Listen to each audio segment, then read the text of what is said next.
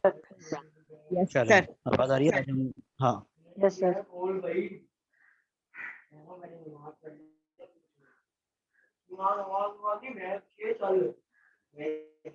Sir आपने काम भेजा है क्या? नहीं, कोई काम नहीं भेजा अभी ना। वही एक चैप्टर भेजा था मैंने जो फर्स्ट था साउंड के बारे में ना। सर उसके वो भी नहीं बाद आया मेरे पास। यूनिवर्सिटी पर पता नहीं, मुझे यूनिवर्सिटी नहीं, पर नहीं भेजा था मैंने, इसको दे दिया था मैंने, तो उन्होंने शायद यूनिवर्सिटी पर आपको सेंड किया होगा, क्योंकि खुल ही बच्चों की नहीं रहा कॉपीज वो। तो आ रही। यस अच्छा, सर। बच्चों की copy- हाँ, अली आर्यन भी आए थे चेक कराने के लिए। वो ऑन कॉपीज नहीं तो हो आ रहा रही हैं। ना, जो यूनिवर्सिटी पे डला हुआ है। तो यहाँ पर आइए, आए फिर आप स्कूल में मैं आके आया देखें था, क्या प्रॉब्लम। चेक हाँ करवाने आया था, मिस ने बताया ही नहीं कुछ भी। अच्छा, चलें अब पूछता हूँ। अच्छा,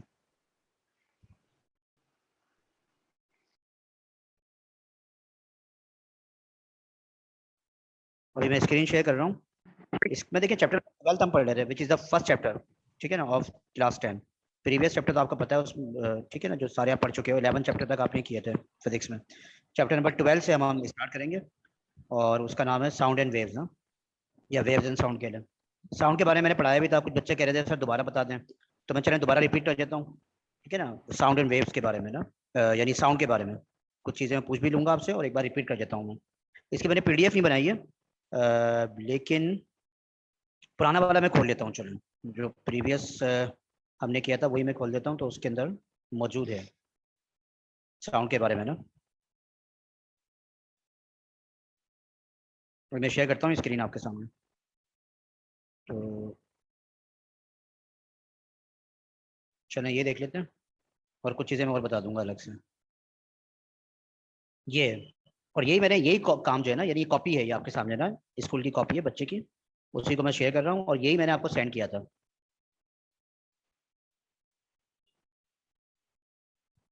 ये मैं इसको आपको चलें पीडीएफ सेंड कर दूंगा दोबारा, ये साउंड के बारे में ना।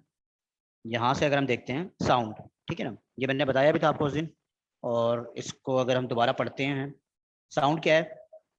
साउंड क्या है जी? Sound is a form of energy which is produce by vibrating body, ठीक है ना।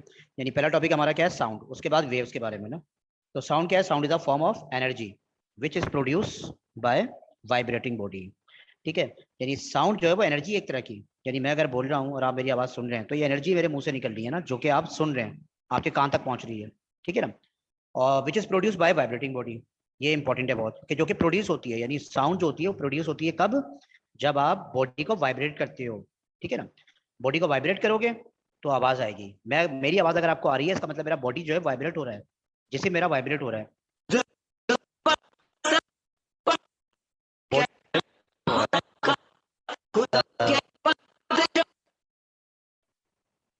ठीक है। तो बॉडी वाइब्रेट कर रहा है।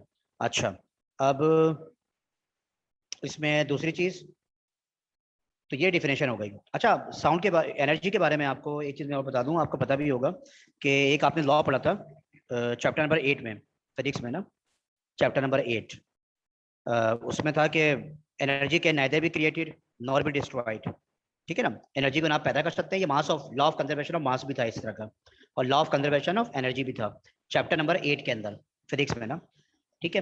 तो energy can neither be created nor be destroyed, यानी एनर्जी को आप ना ही खत्म कर सकते हैं ना पैदा कर सकते हैं।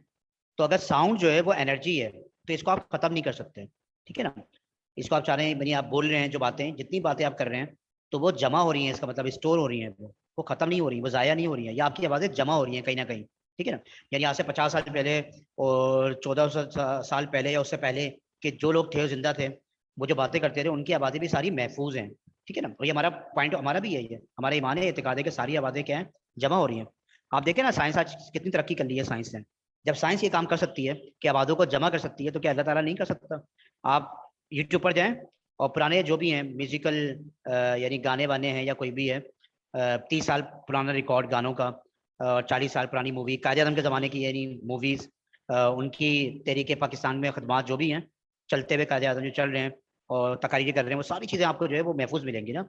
उनको महफूज कर लिया था, तो वो आपको सारी चीज़ें मिलती हैं आज सर, हालांकि 70 साल पुरानी बातें हैं, तो वो सारी चीज़ें आपको मिल रही हैं, उनकी आवाज़ आपको, आपने सेव कर ली है। पुराने गाने आप जो है वो उनको सेव कर लेते हैं, उन आवाज़ों को आप सेव कर रहे हैं। तो ये आवाज़ें जो हैं, जो जो हम समझते हैं कि सेव नहीं कर रहे हैं, यानी आप जो रोजाना बोल रहे हैं, बातें कर रहे होते हैं, ठीक है ना, तो ये आवाजें जाया नहीं हो रही हैं, ये सेव हो रही हैं। क्यों? Because sound is a form of energy, ये एनर्जी होती है, और energy can neither be created, energy को आप डिस्ट्रॉय नहीं कर सकते, तबाह नहीं कर सकते, उसको जाया नहीं कर सकते, वो सेव हो रही होती हैं। ये सारी आवाजें आपकी सेव होती हैं, हो रही हैं, और क़यामत में जो है वो आपको पता होगा कि जब अल्लाह ताला के सामने आप हाजिर होंगे, तो उस वक्त जो है वो आपको ये सारी बातें कि तुम क्या क्या करके आए थे, क्या क्या तुमने बोला था, ये सारी आवाजें आपको आपकी अपनी आवाज आपको सुनाई देगी कि देखो तुमने ये किया था। तो आप झूठ नहीं बोल सकते। अगर आप झूठ बोलेंगे, और यकीनन बोलेगा इंसान वहाँ भी झूठ कि मैंने ये काम तो नहीं किया, फिर आपको अपनी आवाज वहाँ सुनाई देगी, देखो ये तुम्हारी आवाज नहीं है, वहाँ पकड़ा जाएगा इंसान कि हाँ मैं ये काम करके आया था, ठीक है ना। तो ये एनर्जी है, और एनर्जी आप डिस्ट्रॉय नहीं कर सकते, पहली चीज। अच्छा, अब आ जाए टाइप्स ऑफ साउंड पर। टाइप्स ऑफ साउंड से पहले इसमें एक मिनट, एसेंशियल थिंग्स बता दूं मैं आपको, कुछ जरूरी चीजें।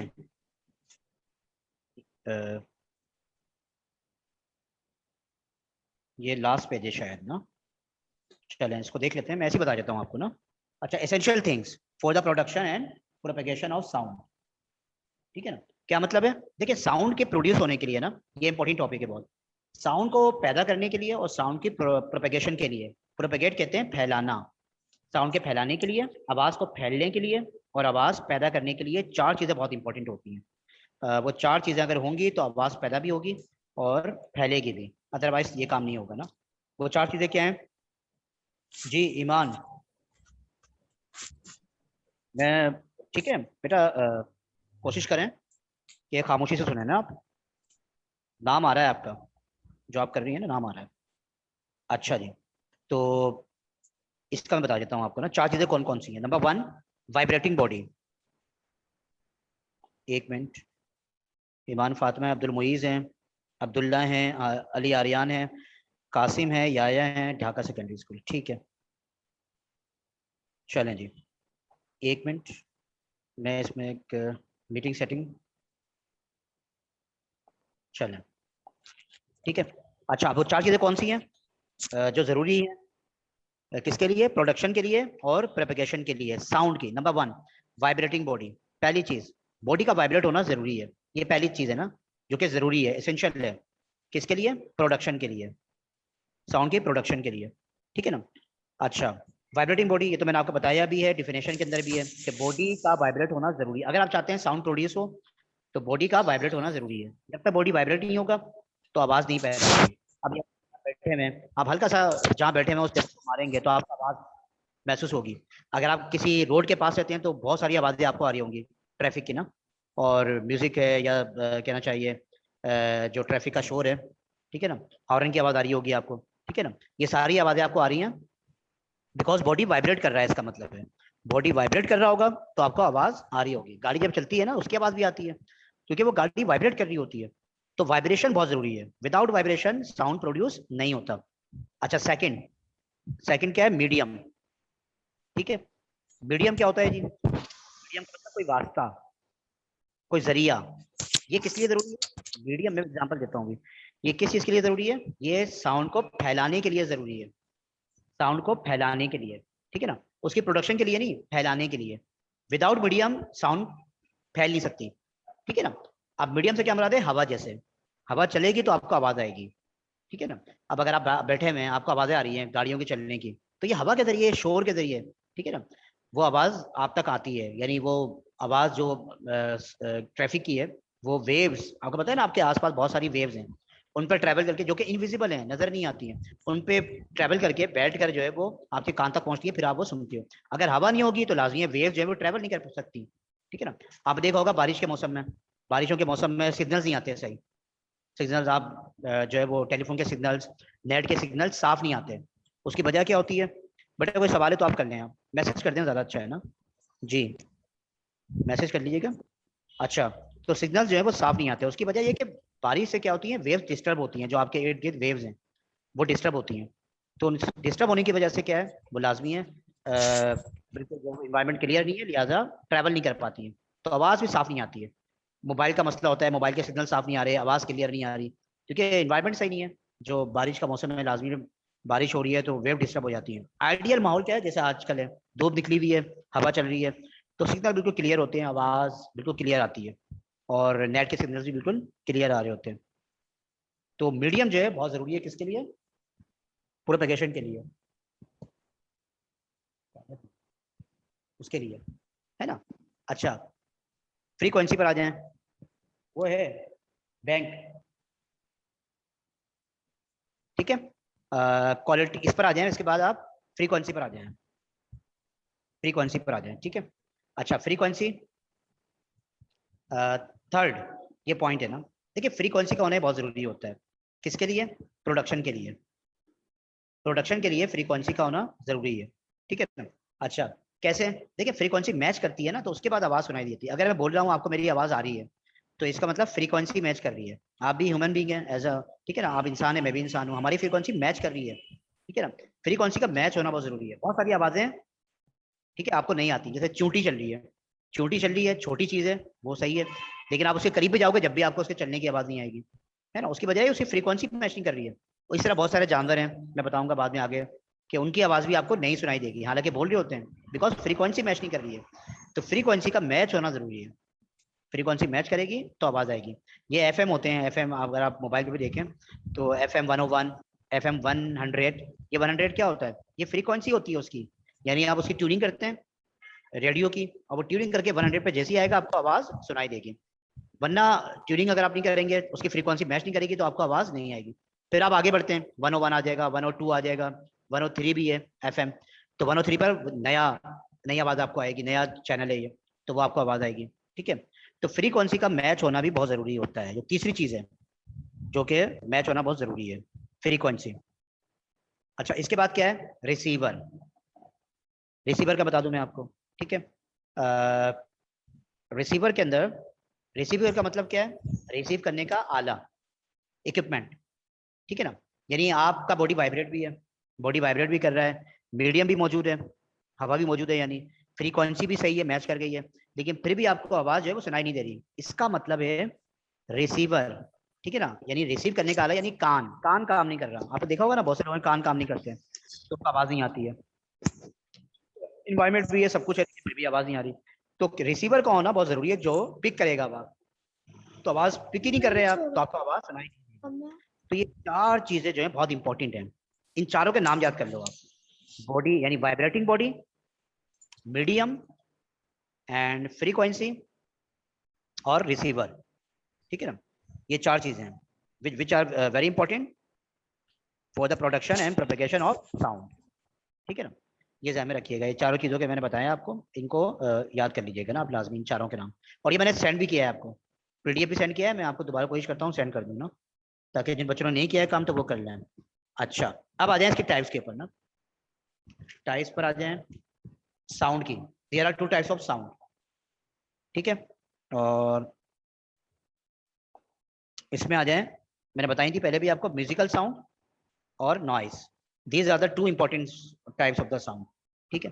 म्यूजिकल साउंड एंड नॉइस, ठीक है ना। म्यूजिकल साउंड क्या होती है?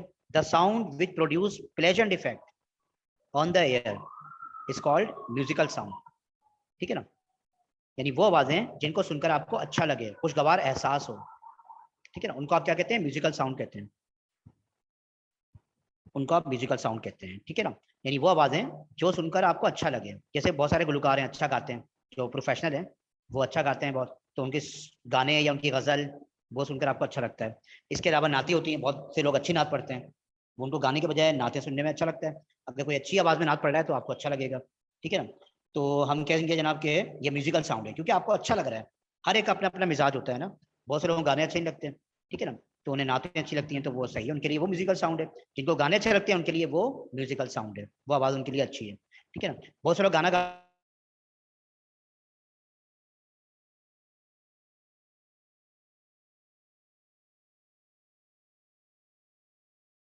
गाते हैं जो प्रोफेशनल नहीं है, लेकिन वो म्यूजिकल साउंड नहीं कराएगी।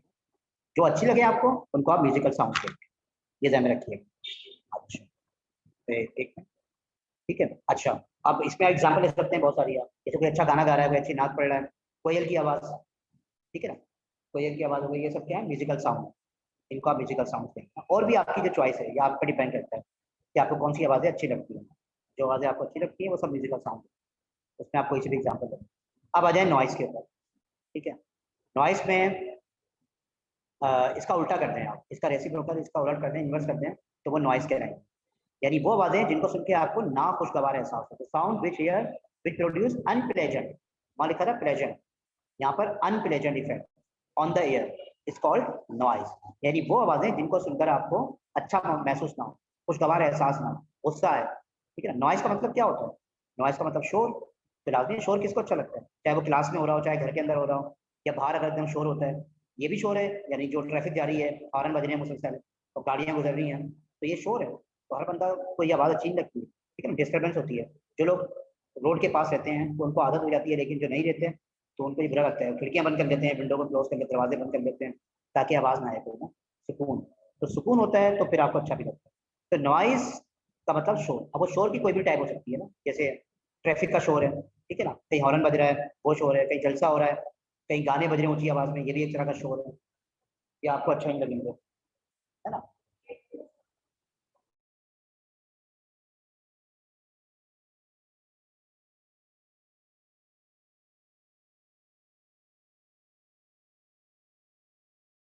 ये आपको अच्छे नहीं लगेंगे।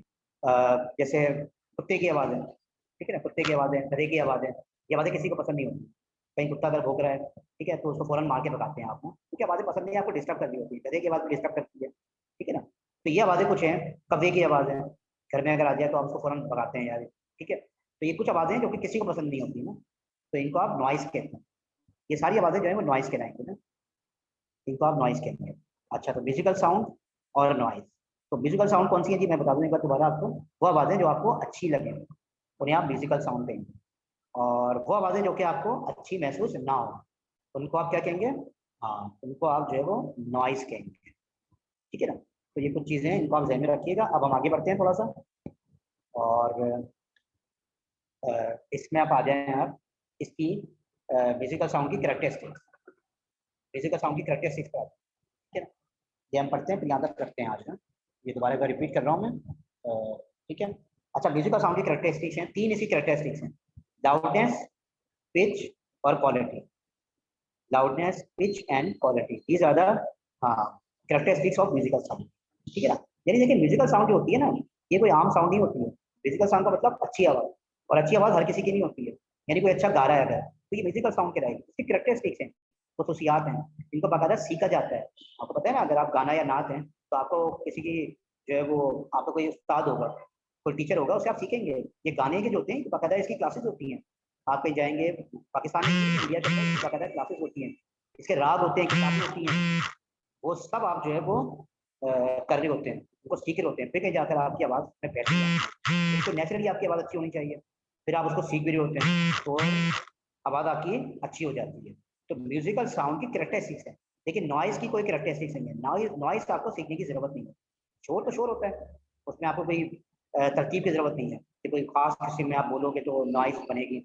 आप उल्टा सीधा बोलना शुरू कर दें, शोर मचाना शुरू कर दें, वो नॉइस है। तो लिहाजा हमारा टॉपिक नॉइस नहीं है, हमारा टॉपिक म्यूजिकल साउंड है, ठीक है ना।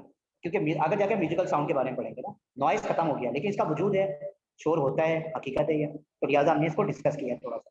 लेकिन असल क्या है, म्यूजिकल साउंड इसी की कैरेक्टरिस्टिक्स होती है। नॉइस की कोई कैरेक्टरिस्टिक नहीं है, नॉइस नॉइस की कोई बुक्स नहीं है कि इनको आपको सीखना पड़े, ऐसा नहीं है। म्यूजिकल साउंड की कैरेक्टरिस्टिक्स है, इसकी ग्रामर है, इसको सीखना पड़ता है, ठीक है ना। अच्छा, इसकी कैरेक्टरिस्टिक्स क्या क्या है जी? Loudness, pitch and quality. Book अगर आपके पास होगी, उस बुक के अंदर भी होगा ये ना, बुक के अंदर भी है, ठीक है ना। तो पहली क्या है? लाउडनेस, पिच और क्वालिटी। अब लाउडनेस क्या होती है जी? लाउडनेस जो है कैरेक्टरिस्टिक्स है म्यूजिकल साउंड की, वो कैरेक्टरिस्टिक्स, ठीक है, जिसमें आप लो और लाउड साउंड में डिफरेंस करते हैं, फर्क करते हैं, डिस्टिंग्विश करते हैं, है ना। यानी लाउड, देखिए आपके अंदर कैरेक्टरिस्टिक या आपके अंदर खसूसियत है कि लाउड और लो, यानी कोई ऊंचा बोल रहा है तो आप पहचान जाते हो यार ऊंची ऊंचा बोल रहा है। अगर मजमुआ है बड़ा, हाँ 100 लोग खड़े हैं, उनके सामने आपको लाउड बोलना पड़ेगा। क्लास के अंदर 50 बच्चे बैठे हैं तो आपको टीचर जो है वो ऊंची आवाज में पढ़ाएगा क्लास में, और आप कहेंगे ऊंचा बोल रहा है, ठीक है ना। किसी से आप झगड़ा करते हो तो आप चीख के बोल रहे होते, आपकी आवाज़ ऑटोमेटिकली ऊंची हो जाती है। तो ये लाउड है। अब लो क्या है? लो कम है तो आप लो बोलेंगे, या आप थके में हैं, आपकी तबीयत खराब है तो आप लो बोलेंगे। फैन साउंड भी कहते हैं इसको, लो साउंड। तो ये कैरेक्टरिस्टिक जिसमें आप फर्क कर लेते हैं ऊंची और नीची आवाज में, लाउड है, लो साउंड है, इसको आप क्या कहते हैं, लाउडनेस कहते हैं। ये लाउडनेस कैरेक्टरिस्टिक्स है म्यूजिकल साउंड की, और ये नेचुरली आपके अंदर मौजूद है, ठीक है ना, ये चीज, ये क्वालिटी आपके अंदर है, क्या आप फर्क कर लेते हो, ठीक है ना, लाउड और लो साउंड के अंदर आप फर्क कर लेते हो। तो ये फर्क करना, ये क्या कहलाता है, लाउडनेस कहलाता है। ये म्यूजिकल साउंड की कैरेक्टरिस्टिक्स है जिसे आप लाउडनेस कहते हैं। तो इतना ध्यान रखें आप कि लाउडनेस में आप क्या करते हो, लाउड और लो साउंड फर्क करते हैं, ठीक है ना, ऊंची और मध्यम आवाज, लो साउंड में फर्क करते हो। तो ये कैरेक्टरिस्टिक जो है वो लाउडनेस कहलाती है। अच्छा आगे आ जाए पिच पर, ठीक है। अच्छा पिच क्या है, पिच जो है ऐसी कैरेक्टरिस्टिक्स है म्यूजिकल साउंड की जिसमें आप फर्क करते हो, किसमें, मोटी और बारीक आवाज में, ठीक है ना, shrill and faint sound, flat sound में, ठीक है ना, यानी मोटी और बारीक आवाज में, ठीक है ना। मोटी आवाज का मतलब जैसे आप जानते हैं मर्दों की आवाज मोटी होती है, आदमी की आवाज बहुत से लोगों की बहुत मोटी होती है, लेकिन लड़कों की आवाज मोटी होती है, लड़कियां उनकी आवाज बारीक होती है। यानी अगर आप किसी कमरे में बैठे हुए हैं, दूसरे कमरे के अंदर कोई बोल रहा है और मैं आपसे पूछूं यार ये लड़का है लड़की है, तो आप बता दोगे कि लड़का है या लड़की, क्योंकि आपको मालूम है लड़की की आवाज बारीक होगी। ये बहुत कम होता है ऐसे कि पहचान में नहीं आती है ना, 99% आवाज पहचान जाती है कि ये लड़की की आवाज है, ये लड़के की आवाज। तो बारीक आवाज किसकी होती है, लड़कियों की होती है, गर्ल्स की, फीमेल्स की। और मेल की आवाज जो है मोटी होती है, ठीक है ना, फ्लैट होती है। और श्रिल आवाज, श्रिल साउंड जो होती है, श्रिल यानी बारीक आवाज, ये लड़कियों की होती है। तो ये आप पहचान लेते हो बारीक और मोटी आवाज है। तो ये फर्क जो है ना, ये कहलाता है ये कैरेक्टरिस्टिक्स कहलाती है पिच, ठीक है ना। अच्छा ऐसा होता है क्यों कि आवाज मोटी और बारीक क्यों होती है, ये होती है फ्रीक्वेंसी की वजह से। यानी फ्रीक्वेंसी ज्यादा होगी, अगर किसी की फ्रीक्वेंसी ज्यादा है तो आवाज बारीक निकलेगी, ठीक है, और अगर फ्रीक्वेंसी कम है तो आवाज मोटी निकलेगी, ठीक है ना, आवाज मोटी निकलेगी। तो ये ध्यान में रखिएगा ना आप। तो इसका ताल्लुक होता है, ये आ जाता है एमसीक्यू के अंदर कि फ्रीक्वेंसी, ये पिच जो कि कैरेक्टरिस्टिक्स है, पिच डिपेंड अपॉन एज, ठीक है ना, किस पे डिपेंड करती है, फ्रीक्वेंसी पे डिपेंड करती है। ये ध्यान में रखिएगा, पिच जो होती है वो डिपेंड करती है फ्रीक्वेंसी के ऊपर। पिच फ्रीक्वेंसी ज्यादा होगी, ठीक है ना, फ्रीक्वेंसी अगर ज्यादा है तो आवाज बारीक निकलेगी, और फ्रीक्वेंसी कम है तो आवाज मोटी निकलेगी। तो लड़कियों की आवाज बारीक क्यों होती है, क्योंकि उनकी फ्रीक्वेंसी ज्यादा होती है, जितनी फ्रीक्वेंसी ज्यादा होगी उतनी आवाज बारीक निकलेगी, ठीक है। तो ये पिच के बारे में हो गया। अब आ जाए क्वालिटी पर, ठीक है। क्वालिटी से टिम्बर भी कहते हैं, क्वालिटी और टिम्बर। अच्छा क्वालिटी और टिम्बर देखें, इसमें क्या होता है, ये म्यूजिकल साउंड की वो कैरेक्टरिस्टिक्स है इसमें आप दो एक ऐसी आवाज है जिनकी लाउडनेस भी और जिनकी पिच भी सेम है, लेकिन फिर भी आप उसमें फर्क कर लेते हैं, तो इसको आप कहते हैं क्वालिटी। इस खासियत को आप क्वालिटी कहते हैं। इसमें आप दो एक ऐसी आवाज है जिनकी लाउडनेस और पिच दोनों सेम है, उसमें आप फर्क कर लेते हैं, तो उसे आप क्वालिटी या टिम्बर कहते हैं, ठीक है ना, इसको आप क्वालिटी या टिम्बर कहते हैं। अच्छा जैसे फॉर एग्जांपल मैं आपको एग्जांपल देता हूँ कि जैसे फॉर एग्जांपल कहीं पे अगर जो है वो इंस्ट्रूमेंट प्ले हो रहे हैं, यानी गिटार है, ठीक है, पियानो है, और कीबोर्ड, पियानो हो गया चाहिए, ठीक है, पियानो है, और जो है वो ढोल है, समझ लो, ठीक है ना, ढोल है और गिटार है और पियानो है, तीन इंस्ट्रूमेंट है, म्यूजिकल इंस्ट्रूमेंट, ठीक है, ये प्ले हो रहे हैं किसी कमरे के अंदर। अगर आप इनको जानते हो, आपको थोड़ा सा इंटरेस्ट है, और मैं आपसे बोलूँ कि यार कौन कौन से इंस्ट्रूमेंट ये प्ले हो रहे हैं, तो आप बता देंगे सर गिटार की आवाज़ आ रही है मुझे, हालांकि तीनों एक साथ आ रही है, इनकी लाउडनेस भी एक है और पिच भी एक है, दोनों एक है, ठीक है ना। लेकिन फिर भी आपने क्या बता दोगे कि ये गिटार की आवाज़ है सर इसके अंदर, और इसमें ढोल बज रहा है, ड्रम यानी, ठीक है, और पियानो भी बज रहा है, वही प्ले हो रहा है, ठीक है ना। ये तीनों आपने फर्क कर लिया, हालांकि तीनों एक साथ एक ही लाउडनेस के साथ और एक ही पिच के साथ प्ले हो रहे हैं, उसके बावजूद आप जो है इन्हें फर्क कर लेते हैं। तो इसको जो है वो, इस क्वालिटी को आप कहते हैं, क्वालिटी कहा जाता है इसको, या टिम्बर कहा जाता है, ठीक है। अच्छा इसकी एग्जांपल एक और दे दें, जो मैंने पहले भी दी थी आपको एग्जांपल, कि फॉर एग्जांपल आपके घर में जो है वो आपके अम्मी अब्बू हैं, बहन भाई हैं, ठीक है, आप कहीं बैठ के स्टडी कर रहे हो और पीछे से आपको आवाज़ आ रही है, दो तीन आवाज़ें आ रही हैं, और मैं आपसे पूछूंगी यार ये किस की आवाज़ है, जिनके साथ आप रहते हो, तो हालांकि सब एक साथ बोल रहे हैं, लेकिन आप फिर भी बता देते हो कि यार मेरे अब्बू की आवाज़ है सर इसमें, मेरी अम्मी बात कर रही है, मेरा भाई बात कर रहा है ना। या टीचर्स आप ले लें, टीचर्स आप जिनसे पढ़ रहे होते हैं उनकी आवाज़ आप जानते हैं, मैं आपसे पूछूंगी फला कौन कौन टीचर है जिनकी आवाज़ें आपको आ रही हैं, हालांकि आप उनको देख नहीं रहे, लेकिन आवाज़ें सुनकर आप पहचान जाते, उनकी आवाज़ को पहचान जाओगे, ठीक है। तो ये जो पहचान है ना, कि आप एक ऐसी आवाज़ों में, एक ही लाउडनेस और एक ही पिच की आप मुख्तलिफ आवाज़ों के अंदर फर्क कर लेते हो, इसको आप कहते हैं क्वालिटी, इसको आप क्वालिटी कहते हैं। अच्छा ठीक है, तो ये हो गया क्वालिटी के बारे में, ये तीनों कैरेक्टरिस्टिक्स हो गए। 5 मिनट और क्लास देता हूँ, फिर इसको जो है वो नेक्स्ट क्लास होगी आपकी, कंप्यूटर की या बायोलॉजी की है ना, वो आपकी हो। तो एक बार मैं इसको रिपीट कर देता हूँ। साउंड, साउंड क्या है मैं दोबारा बता दूँ, sound is a form of energy which is produce by vibrating mode.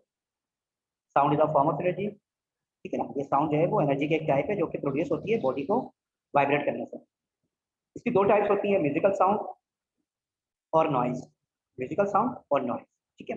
अच्छा, तीसरी बात क्या है जनाब, इसेंशियल थिंग्स, कौन कौन सी चीज़ें ज़रूरी हैं, ठीक है ना, साउंड की प्रोडक्शन के लिए और उसकी प्रोपेगेशन के लिए। उसमें बॉडी का वाइब्रेट होना ज़रूरी है, मीडियम का होना ज़रूरी है, और फ्रीक्वेंसी और रिसीवर का होना ज़रूरी है। ये चार चीज़ें बहुत ज़रूरी है। बॉडी वाइब्रेट होगा, मीडियम ज़रूर होनी चाहिए, और फ्रीक्वेंसी मैच करनी चाहिए, और रिसीवर यानी कान का होना बहुत ज़रूरी है। तो ये चार चीज़ें होंगी तो आप साउंड प्रोड्यूस भी होगी और उसकी प्रोपेगेशन भी होगी। अच्छा, इसके अलावा ये कैरेक्टरिस्टिक्स आ जाए। म्यूजिकल साउंड चूँकि मैंने बताया आपको ये सीखनी पड़ती है, ये आम आवाज़ नहीं होती है, ये सीखनी पड़ती है, इसकी ग्रामर होती है, कैरेक्टरिस्टिक्स होती है। इसके 3 कैरेक्टरिस्टिक्स है ना म्यूजिकल साउंड, लाउडनेस है, पिच है, और क्वालिटी है। ये ज़्यादा कैरेक्टरिस्टिक्स ऑफ म्यूजिकल साउंड, ठीक है। लाउडनेस क्या है, जिसमें आप फ़र्क कर लेते हैं, किसमें, हाँ, लाउड एंड लो साउंड आप फ़र्क कर लेते हैं, ऊँची और नीची आवाज़ में, उसे आप लाउडनेस कहते हैं। पिच क्या है, पिच के अंदर आप क्या करते हैं, बारीक और मोटी आवाज़ में फ़र्क करते हैं, मोटी और बारीक आवाज़ में, ठीक है। इसके अलावा तीसरी जो है वो क्या है, क्वालिटी है। क्वालिटी क्या है, ये क्वालिटी है टिम्बर। इसमें आप जो है वो क्या करते हैं, एक जैसी आवाज़ें, दो एक जैसी आवाज़ें जिनकी लाउडनेस और जिनकी जो है वो लाउडनेस और पिच सेम है, फिर भी आप उसमें फ़र्क कर लेते हैं, तो इस कैरेक्टरिस्टिक्स को आप कहते हैं क्वालिटी या टिम्बर कहते हैं। तो पिच, क्वालिटी और टिम्बर, ये क्वालिटी और टिम्बर है, ठीक है ना। लाउडनेस, पिच और क्वालिटी, ये तीन इसके जो है वो कैरेक्टरिस्टिक्स हैं म्यूजिकल साउंड के, ठीक है। बाकी इसमें डिफरेंस आते हैं, म्यूजिकल साउंड और नॉइस में डिफरेंस क्या है वो मैं नेक्स्ट क्लास में आपको बता दूंगा, और पीडीएफ में मैंने सेंड भी किया है शायद। फिर आगे थोड़ा सा और आ रहा है साउंड के बारे में, वो हम पढ़ेंगे, फिर हम उसके बाद वेव्स के बारे में पढ़ेंगे, ठीक है। अभी आपकी नेक्स्ट क्लास है शायद, और नेक्स्ट क्लास कंप्यूटर की है, और या बायो की भी है ना, बायो के बच्चे बायो की लेंगे, और कंप्यूटर के स्टूडेंट्स कंप्यूटर की लेंगे ना क्लास, ठीक है। तो नेक्स्ट क्लास में इसमें क्या लेंगे आपके, मैं कैलेंडर पर कर देता हूँ ये, अभी टाइम है इसके अंदर, मेरी तबीयत ठीक नहीं है, लिहाजा मैं यहीं तक आज जो है वो ऑफ कर रहा हूँ। तो आप लीव नहीं करेंगे मीटिंग को, आप यहीं पे रहेंगे क्लास के अंदर, ये क्लास है आपकी, ठीक है ना, टीचर को ज्वाइन करेगा, तो ठीक है बेटा। तो इतना रखते हैं, फिर इंशाल्लाह फिर जो है वो नेक्स्ट क्लास जो है वो हम देखते हैं, ठीक है, फिर अल्लाह हाफिज़।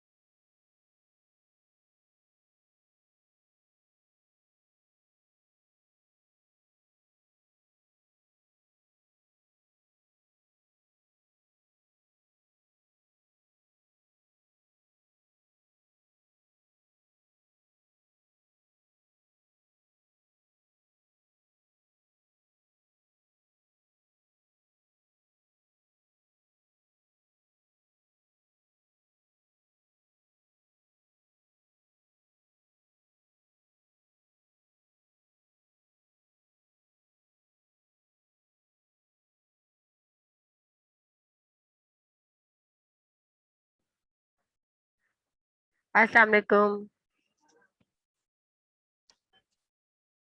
हेलो, याहिया, मेरी आवाज आ रही है बेटा?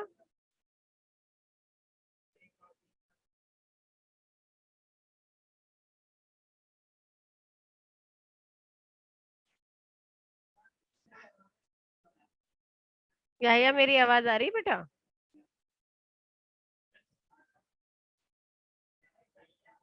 हेलो बेटा, स्क्रीन शेयर हो रही है?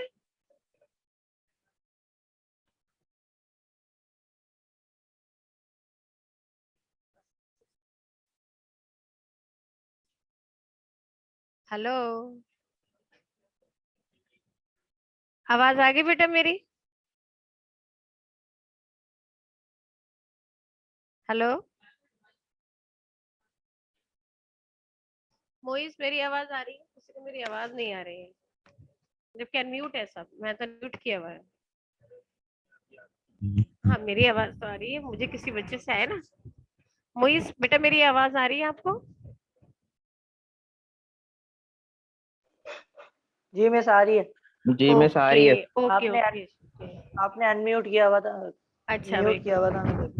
चलो किया हुआ था, मैंने अनम्यूट नहीं किया हुआ था। मैं दूसरे पी सिस्टम पर आई हूँ बेटा। अच्छा भाई, टॉप अब बुक तो खैर नहीं मिली होगी। हमारा प्रीवियस टॉपिक क्या था? प्रॉब्लम सॉल्विंग थी। उसके बाद हमने क्या लिया था इनका? Steps of problem solving. आज का जो हमारा टॉपिक है वो है एल्गोरिदम के बारे में। तो एल्गोरिदम के पहले देख लेते हैं, आपको कुछ स्क्रीन पे नजर आ रहा होगा तो कोई जरा मुझे नाम पढ़ के बताए। The man who invented algorithms, क्या नाम नजर आ रहा है भाई?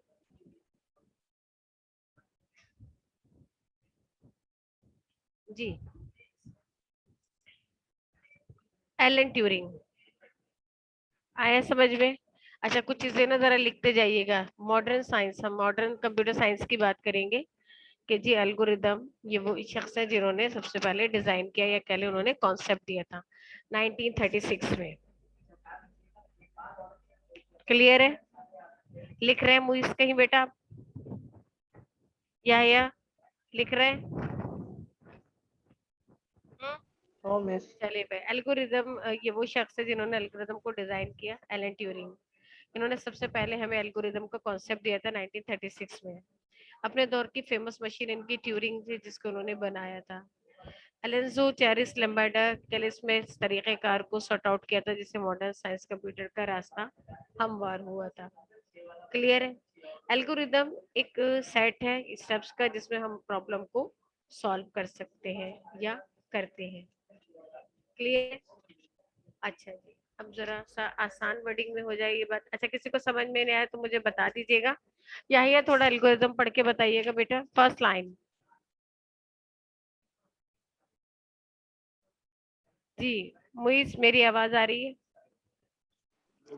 An algorithm is a set of steps written in natural language natural language. अच्छा to solve a देखिए, स्टेप्स particular को ध्यान problem. से देखिएगा। नेचुरल लैंग्वेज, नेचुरल लैंग्वेज क्या होती है बेटा? कुदरती जबान। आम जबान, जो बिल्कुल हम सही बात कहा, करते हैं बिल्कुल जिसकी। सही कहा। देखें, an algorithm is a set of steps written in natural language to solve particular problem. यानी एल्गोरिदम एक खास प्रॉब्लम को सॉल्व करने का कुदरती तरीका है, या कह लीजिए इसका तरीका है जिसमें कुदरती जबान को यूज किया जाता है। ठीक है? It has a vital role, it provide step by step, ये याद रखिएगा, step by step guide to problem solve and provides complete description of the solution. Programmer, ध्यान से देखिएगा, programmer takes an algorithm and converts into any programming language. इस word को भी ध्यान से देखिएगा, any programming language and programmer। पहले मैं सबको अंडरलाइन कर देती हूँ ताकि आपको अच्छी तरह समझ में आए। सोल्यूशन, हल। अब आराम से बताती हूँ। एल्गोरिदम एक खास प्रॉब्लम को सॉल्व करने के लिए कुदरती जबान में लिखे गए स्टेप बाय स्टेप का मजमू है। एल्गोरिदम एक इस प्रोग्रामिंग में अहम किरदार अदा करता है क्योंकि ये प्रॉब्लम सॉल्व करने के लिए मलहवार यानी स्टेप बाय स्टेप रहनुमाई करता है और सॉल्व करने में कंप्लीट हमें कह लीजिए कि मदद करता है। प्रोग्रामर एक एल्गोरिदम लेता है और उसे किसी भी जबान में प्रोग्रामिंग कर सकता है, या कह लीजिए कि किसी भी प्रोग्रामिंग लैंग्वेज में उसे चेंज कर सकता है और उसे सॉल्व कर सकता है, अगर एल्गोरिदम सही लिखा हुआ हो तो। यानी कि देखिए, हम जब प्रोग्रामिंग करते हैं तो सबसे पहले उसके कुछ स्टेप्स होते हैं, प्रोग्राम के बताती हूँ कि स्टेप्स होते हैं। अभी हम 3 स्टेप्स देखेंगे, एक एनालिसिस यानी कि तज्जिया करना, ब्लॉक डायग्राम यानी कि पिक्चर्स के जरिए समझाना, and algorithm step by step अपने ही प्रोग्राम को समझाना। कुछ हम ऐसे काम करते हैं जिन्हें अगर हम बहुत ध्यान से घर में देखें तो हम बड़ी तरतीब से काम कर रहे होते हैं। इस तरतीब को अगर हम बताएं तो हम एक प्रोग्राम की शक्ल भी दे सकते हैं, लेकिन ये तरतीब जो है एकदम सही होनी चाहिए, जिसके जरिए हम ये काम कर सकते हैं। ठीक, अगर हम इसके फायदे देखें, एल्गोरिदम की बात हो रही है कि अगर हम एल्गोरिदम के फायदे देखें तो देखिए, एल्गोरिदम में क्या है, एल्गोरिदम यूज टू डेवलप यानी कि तरीका है कि आप बिल्कुल इसे सीरियल से कर सकते हैं काम। ऐसा नहीं पहले कुछ कर लिया और फिर कुछ कर लिया, ऐसा नहीं होता, बल्कि इसे हम बहुत तरतीब से काम करते हैं। क्लियर है?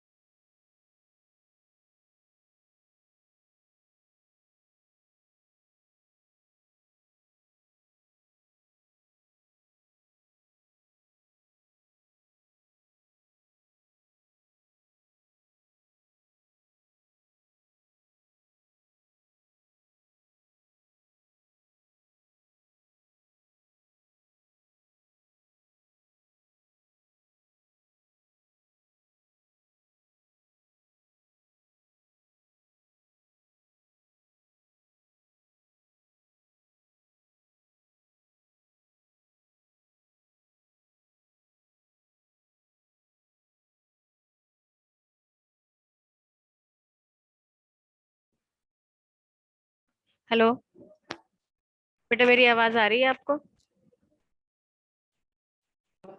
Yes, miss. हाँ बेटा, थोड़ा नेट का इशू है, सॉरी ना, मैं दोबारा से बता दूंगी क्योंकि बहुत इंपॉर्टेंट चीज है। मैं सोच रही हूँ ये स्क्रीन आए या ना आए, मैं बोलती रहूंगी। देखिए, बात हो रही थी एल्गोरिदम की, तो हमने सबसे पहले ये देखा कि जी एल्गोरिदम किसने बताया। कंप्यूटर साइंस में हमने कहा कि एल्गोरिदम एलन ट्यूरिंग ने सबसे पहले 1936 में बनाया था। तो एल्गोरिदम क्या चीज है? एक स्टेप बाय स्टेप प्रॉब्लम को सॉल्व करने का एक हमारे पास प्रोसीजर है। ये एक आम जबान में लिखा जाता है, यही वजह है कि इसे बहुत आसानी से लोगों को समझ में आ जाता है। अगर हम इसके फायदे देखें तो देखें, एल्गोरिदम स्टेप बाय स्टेप हमें प्रोटेक्शन देता है किसी भी प्रॉब्लम को सॉल्व करने के लिए, ताकि प्रॉब्लम हमें आसानी से समझ में आ जाए। किसी भी प्रॉब्लम को स्टेप से सॉल्व किया जाए तो हमें प्रोग्राम को डेवलप करने में आसानी हो जाती है। अब हम अगर रोल ऑफ एल्गोरिदम देखें सॉल्विंग में, तो एल्गोरिदम करता क्या है? स्टेप बाय स्टेप हमें गाइड करता है उस इंसान को जो उस प्रॉब्लम को सॉल्व कर रहा होता है, क्योंकि उसको हर स्टेप्स का पता होता है और उसके पास कंप्लीट प्रोग्राम की डिस्क्रिप्शन भी होती है। कंप्यूटर प्रोग्रामर सबसे पहले एल्गोरिदम लिखता है, फिर उसका फ्लो चार्ट बनाता है, नेक्स्ट उसकी कोडिंग करता है किसी भी प्रोग्रामिंग लैंग्वेज में, और उसके बाद वो एल्गोरिदम को समझाने की सबको कोशिश करता है। अच्छा, एल्गोरिदम जो है उसमें कुछ नोटेशन यानी कि कीवर्ड्स होते हैं जिसे वो यूज करके एल्गोरिदम लिखता है। एल्गोरिदम एक आम जबान में लिखा जाता है। अच्छा, एल्गोरिदम का फायदा ये है कि एक तो ये नेचुरल लैंग्वेज में लिखा जाता है, दूसरा ये कि इसमें एरर आसानी से हमारी समझ में आ जाते हैं। अगर हम इसका फॉर्मूला को समझे कि एल्गोरिदम बनाते कैसे, तो देखिए इसमें स्टार्ट होता है, एंड स्टार्ट यानी कि जैसे हम शुरू करते हैं, एंड खत्म करने के लिए यूज होता है, इनपुट यूजर से डेटा लेने के लिए होता है, सेट का इस्तेमाल वेरिएबल वैल्यू असाइन करने के लिए होता है जो कि मेमोरी में करता है, आउटपुट यानी यूजर को उसका आंसर दिखाता है, गो टू किसी खास स्टेप पे जंप करने के लिए यूज किया जाता है। अब स्क्रीन, अच्छा ये बहुत आम जिंदगी में भी यूज होता है और एक एग्जांपल यहाँ से लिए। अच्छा, इसका ना स्क्रीनशॉट ले लीजिएगा अगर मेरी आवाज आ रही है, क्योंकि हमारे पास एक एक्टिविटी होगी जिसके अंदर आपको ना बेकिंग के लिए आइटम दिया जाएगा, उसको अरेंज करना होगा या उसके बारे में लिखना होगा। तो देखिए, नंबर 1, मुइस की आवाज मुझे आई थी, सॉरी याहिया की मुझे आवाज आई थी। याहिया प्लीज बेटा, नजर आ रही है? मैं इसलिए जल्दी जल्दी बोल रही हूँ कि दोबारा ना चला जाए, तो हम कम से नहीं कम ये मिस, गायब हो एक गई। प्रोसीजर जरूर सीख लें। गुड बेटा। अच्छा, इसके अलावा बेटा आप भी मेरे साथ कोशिश करिएगा, कासिम हमारे साथ है और हमारे साथ, अच्छा 3 बच्चे हैं तो कोई बात नहीं। नंबर 1 मुझे बताइएगा हमने क्या लिखा है। एक हम एल्गोरिदम बना रहे हैं जिसमें हमारे को टास्क दिया गया है कि हमें केक बनाना है। तो नंबर 1 स्टेप पे मैंने क्या लिखा है बेटा? जी, मेरी स्टार्ट स्क्रीन लो। नहीं शेयर हो रही। सॉरी बेटा, स्क्रीन नजर नहीं आ रही? नहीं। स्क्रीन नहीं हो रही शेयर आपसे? नो। बेटा स्क्रीन शेयर हो रही है मेरी? यस में सो रही है। अच्छा फिर हाँ, मैं तो लीव मुझे करके नंबर 1, दोबारा ज्वाइन करता हूँ। सॉरी सॉरी, मैं लीव करके दोबारा ज्वाइन करता हूँ ताकि सही स्क्रीन आ जाए। नहीं मतलब स्क्रीन पे क्या नजर आ रहा है ब्लैक मुझे है। ये बताएं। ब्लैंक है स्क्रीन? जी। स्क्रीन नहीं आ रही बच्चों से, शेयर नहीं हो रही है। मैंने कहा है बेटा, मैंने तो शेयर की है स्क्रीन। बेटा आप देखो, मैंने तो स्क्रीन शेयर की है आपको। अच्छा चलो कोई बात नहीं, मैं बताती हूँ, आप लिखना शुरू करें। बेकिंग अ केक है, स्टेप नंबर 1 है स्टार्ट। ठीक है, अगर मैं केक बनाने जाती हूँ तो मेरा सबसे पहले स्टेप होगा कि मैं केक बनाने की स्टार्टिंग करूंगी। तो नंबर 1 स्टेप मेरे पास है स्टार्ट। सेकंड होगा गैदर द इंग्रेडिएंट्स। अब हो मुझे रही जब है। केक बनाना है तो अब आ रही है स्क्रीन बेटा? Yes miss.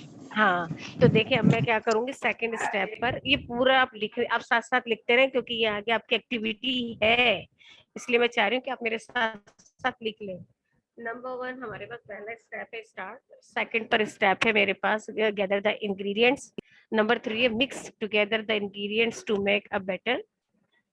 Number 4 grease a pan, यानी अच्छा चलो देखो स्टार्ट कर रहे हैं, चीजें जमा कर रहे हैं, अब हम उनको मिक्स कर रहे हैं। हमने अपने पेन पर एक हमने ग्रीसी पेन किया हुआ है, और the batter into the pan, सारी चीजें हम उसमें डालेंगे यानी पेन में डालेंगे। Preheat the oven, oven को प्री हीट करेंगे। Put the pan in the oven, oven में हम अपना बर्तन रखेंगे। सेट अ टाइमर, टाइमर लगाएंगे। When the timer goes off, जब टाइम पूरा हो जाएगा, take the pan out of the oven, oven से हम अपना पैन बाहर निकालेंगे एंड एंड। ये हमारे पास एक केक बनाने का आइटम है। अब मुझे पूरे स्टेप मुइस पढ़ के बताएंगे। मुइस प्यारे आप पढ़ोगे? आसिम बेटा स्क्रीन नजर आ रही है?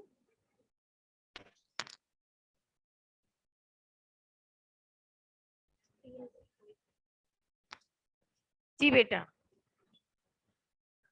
आपने कॉपी कर लिया इसे? बेटा मेरी आवाज आ रही है? कॉपी करना है क्या? हाँ बेटा, मैंने ये कहा था स्क्रीनशॉट ले लें इसका। हमारे पास एक एक्टिविटी है जहाँ पर आपको केक बनाना होगा और ये सारे प्रोसीजर लिखने होंगे। तो आप या तो इसको कहीं कॉपी कर लें या इसका स्क्रीनशॉट ले लें, ठीक है? मैं स्क्रीनशॉट ले रहा हूँ। मतलब देखिए, एक आसान तरीका बता रहा है। एक्चुअल इसको एल्गोरिदम कहते हैं। अगर आपको पता नहीं चल रहा, घर में अगर आप केक बनाने जा रहे हैं तो जो जो काम आप कर रहे हैं ना सीरियल वाइज, एक्चुअल वही एल्गोरिदम है। अब ये ऐसा है कि इसको अगर आप ये किसी को लिखकर भी देंगे ना तो वो भी केक बना लेगा। कहना वो ये चाह रहा है कि एल्गोरिदम, और देखिए आसान जबान में लिखा है, कोई ऐसी मुश्किल, इसमें प्रोग्रामिंग की यूज ही नहीं करते लैंग्वेज। आम आम जबान है कि भाई शुरू करो, चीजें जमा करो, बैटर को मिक्स करो, पैन में डालो, उसको उंडेल दो, ओवन ऑन करो, बर्तन रख दो, टाइमर लगाओ, टाइमर खत्म हो जाए, बर्तन बाहर निकाल लो, केक बन गया। तो बस इसको, जी बेटा। ये रियल में केक की रेसिपी है। रियल में अब मैंने इसमें चीजें थोड़ी ना लिखी है कि आपको अंडे कितने लिखने, चीनी कितनी लेनी है या मैदा कितना लेना है, ये थोड़ी ना बताया है। मैं तो एक तरीका बता रही हूँ कि बेटा चीजें इकट्ठी, गदर द इंग्रेडिएंट्स, यानी कि चीजें इकट्ठी करते हैं हम, फिर जो इकट्ठी चीजें हैं उनको मिलाते हैं। लेकिन हम ऐसे ही बोलते हैं ना। चलो अच्छा, कोई ऐसी पकाने की चीज, चाय बनानी है तो मैं क्या कहूंगी, बेटा बर्तन ले लो, उससे पानी डालो, चूल्हे पे रखो, चीनी डालो, पत्ती डालो, जब उबल जाए तो दूध मिला लो, कप निकाल के मुझे दे दो। अब कितनी चीनी कितनी पत्ती है तो आपको पता होगा ना, हम क्वांटिटी थोड़ी लिख रहे हैं। तो एक तरीका बता रहा है कि एक्चुअल एल्गोरिदम हमारे पास मेरी भी तो सीरियल चाय डालो। वाइज हाँ काम करने के तरीकों को कहते हैं। अब इसमें से अगर मैं ये मान लूं कि मैंने चीजें मिक्स की, मैंने चीजें मिक्स की हैं, अब अगर मैं पैन का ना बताऊं तो आप परेशान होंगे कि यार अब मैं इसको डालना क्या है, जो कोई फर्स्ट टाइम बना रहा है वो तो नहीं समझ पाएगा। तो एक्चुअल बहुत इजी जबान में, आसान लैंग्वेज में हम एल्गोरिदम लिखते हैं, इसको देखते हुए प्रोग्रामिंग की जाती है। क्लियर है? अब यस अगर मिस। हम बात, हाँ अगर हम बात करें फ्लो चार्ट की, तो देखिए हमने फ्लो चार्ट 8 क्लास से ही पढ़ा था, फ्लो चार्ट 9 में पढ़ा था। तो एक्चुअल फ्लो चार्ट जो हमारे पास है, वो जो इंट्रोड्यूस ओरिजिनली किया गया था वो फ्रैंक गिलबर्ट ने किया था 1921 में। इनका मकसद ये था कि अपने इसी मतलब एल्गोरिदम को पिक्चर की जबान में बताना। अब ये बात तो समझ में आ गई कि आप एक प्रोग्राम बनाने जा रहे हैं, तो एनालिसिस का मतलब है, यानी तजिया का मतलब ये कि आपको एक प्रॉब्लम दी गई, एक टास्क दिया गया है, आपने उस टास्क को पहले समझा, सेकंड स्टेप आपने उस टास्क का एल्गोरिदम बनाया इतनी ही आसान लैंग्वेज में, जैसे मैंने अभी आपको केक के बारे में बताया, इतनी ही आसान लैंग्वेज में आपने बनाया। अब नंबर 3, आपने उसको शेप्स के जरिए भी लोगों को बताना है। देखिए जैसे आपने घर बनते हुए देखे, बिल्डिंग देखा जहाँ पे बुकिंग हो रही होती है,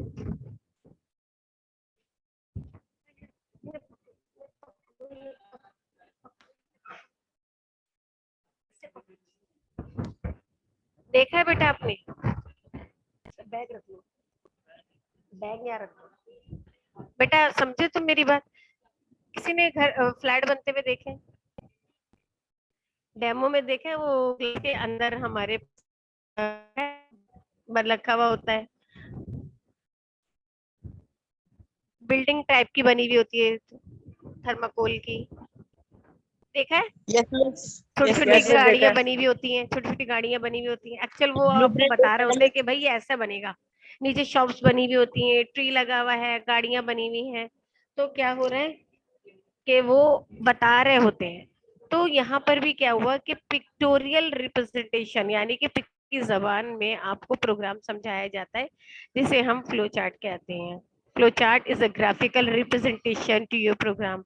आपके प्रोग्राम को पिक्चर की जबान में भी समझाया जा रहा होता है। तो अब वो नेक्स्ट क्या कह रहा है कि अब हम आपको पिक्चर की लैंग्वेज में बताएगा। A flow chart is a graphical representation of the step to solve a problem. अब आप किस प्रॉब्लम को पिक्चर के जरिए समझाया जाएगा उसे हम फ्लो चार्ट कहते हैं। क्लियर है? अच्छा, ये तो आपने 8 क्लास में भी करे थे और अभी आपने उसके वो भी बनाए थे चार्ट्स। अच्छा, इसके एडवांटेज क्या है? वी अच्छा, ये भी आप ना इसके स्क्रीनशॉट ले लीजिएगा प्लीज। ले रहे हैं आप? वानिया बेटा, मेरी आवाज आ रही है?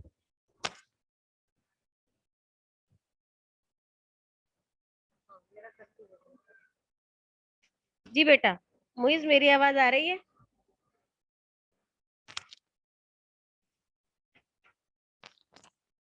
हेलो याहिया, मेरी आवाज आ रही है बेटा? हेलो। यस मिस, आपकी आवाज आ अच्छा रही हाँ, है। तो मुझे बात बोलते रहे ना। फ्लो चार्ट तो आपने बनाया है बेटा, तो मुझे फ्लो चार्ट के बारे में बताइए। We can quickly understand the way of problem is solve. इस ये तो आपने फ्लो चार्ट तो बनाए हुए है ना, तो कुछ मुझे फ्लो चार्ट के बारे में बता दीजिए कि मिस हमने ये फ्लो चार्ट में पढ़ा था, ये सिंबल यूज किए थे, इसके जरिए हमने फ्लो चार्ट बनाया था।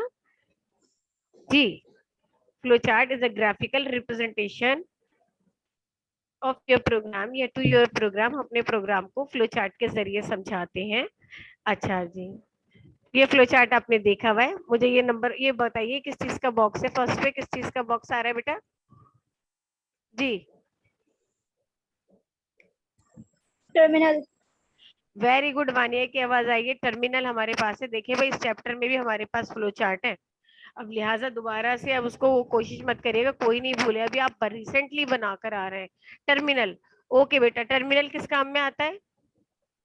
ओवल शेप का है। इसका यूज बताइए जी। स्टार्ट और एंड। स्टार्ट और एंड के लिए।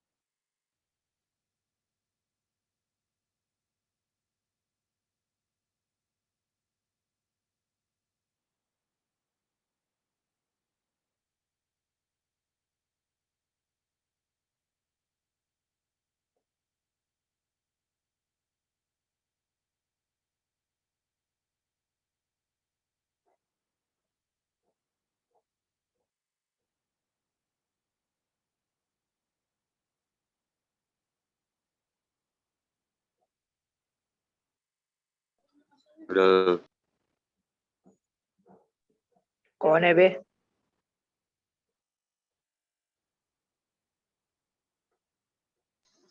पढ़ा।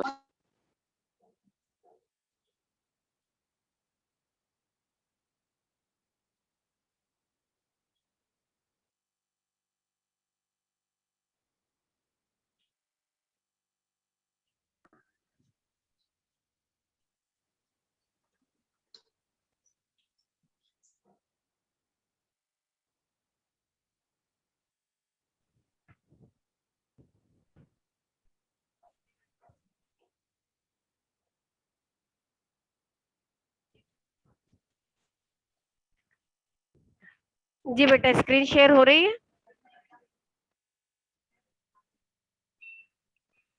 यस।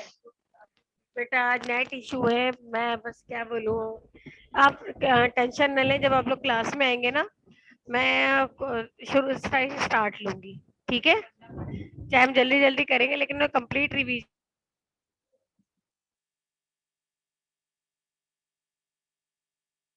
कोई बात नहीं। अच्छा, टर्मिनल की बात हो रही थी, जो कि मुझे वानिया ने बताया था। तो टर्मिनल, अब मुझे कौन बताएगा? मुइज आप बताएंगे बेटा? देखिए मैं terminal to indicate start and stop. देखिए जब भी हमें अपना प्रोग्राम बनाना होता है तो हम सबसे पहला सिंबल, यानी फ्लो चार्ट की बात हो रही है कि अगर हमें सबसे पहले अपना फ्लो चार्ट बनाना होता है तो हम इसी सिंबल से स्टार्ट करते हैं, यानी स्टार्ट एंड स्टॉप हमारे पास दो है। सेकंड हमारे पास है इनपुट आउटपुट, यानी कि पैरेललोग्राम बॉक्स। आप चाहे इसमें देख लीजिए, ये रहा हमारे पास इनपुट आउटपुट। ये हमारे इनपुट और आउटपुट के लिए यूज किया जाता है, यानी जब हम यूजर से इनपुट लेंगे या यूजर अपना रिजल्ट शो कर रहा होगा तो हम इस बॉक्स को यूज करते हैं। क्लियर है? नंबर 3 हमारे पास है प्रोसेसिंग बॉक्स। देख लीजिए प्रोसेस में के कैलकुलेशन या हम ऑपरेशन को जब यूज करते हैं तो उसके लिए हम प्रोसेस बॉक्स यूज करते हैं। आवाज आ रही है प्यारे मेरी? आ रही है बेटा?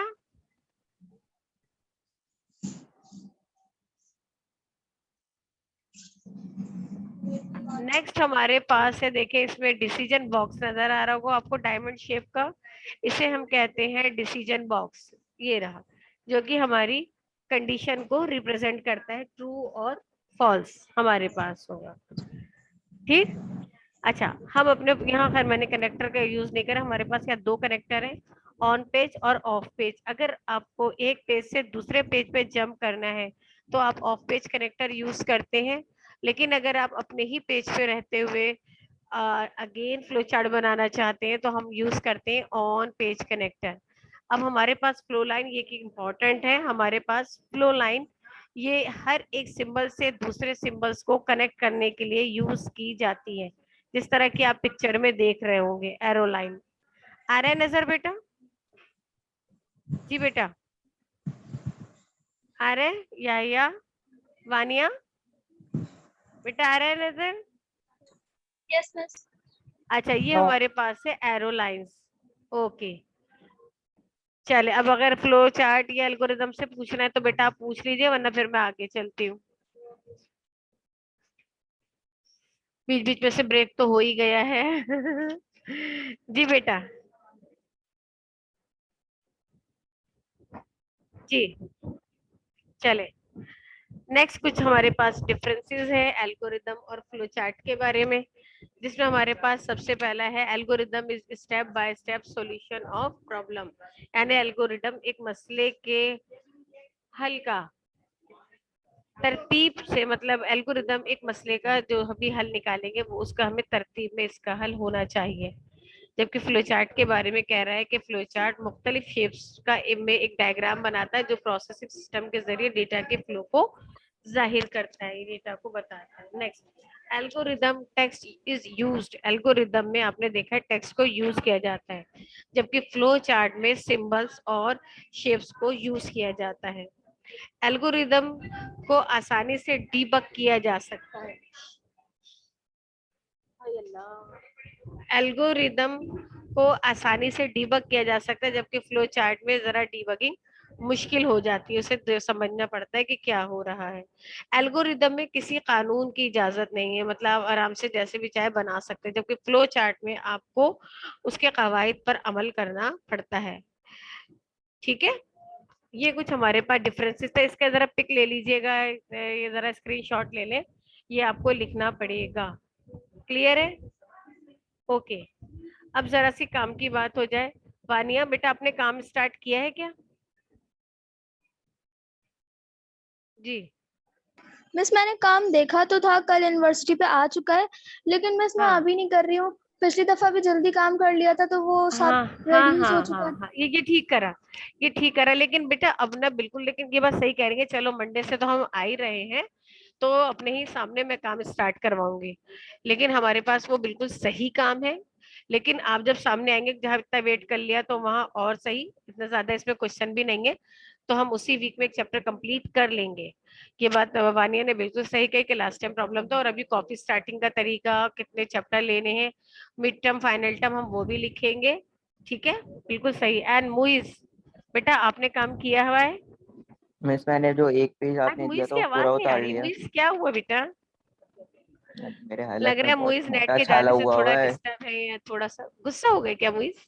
अरे मिस अच्छा मेरे हमारा हलक के अंदर छाला है, बोल ही नहीं रहा हूँ इतना। बेटा आपने कोई काम किया? बस मैंने फर्स्ट पेज आसिफ तो उतार लिया, लेकिन मुझे पता है वो भी कैंसिल होएगा। जरूर आइएगा, ठीक है, कोई छुट्टी नहीं करिएगा, यहिया चार्ट तक मिस ही कब काम से करिएगा। कब से खुल रहे थे? पूरा मत करिएगा, क्योंकि अभी जो हमने डिफरेंसेस देखे थे ना फ्लो चार्ट के, वो थोड़ा तो थोड़ा मैं अभी करिएगा। वही करते हैं ना, मंडे से कर लेंगे जब स्कूल आएंगे तो। हाँ बिल्कुल सही बानी, आप मंडे को स्टार्ट मिस करिएगा, मुझे एक पता है महीने आप। बाद भी हम लोग हाँ उस आप तो थोड़ा पंगे में जल्दी पड़े कर हुए थे। लेंगे, कोई बात एक नहीं, आप तो महीने के जल्दी कर लेंगे। यमुना आपने कितना काम किया बेटा? जी यमुना, यमुना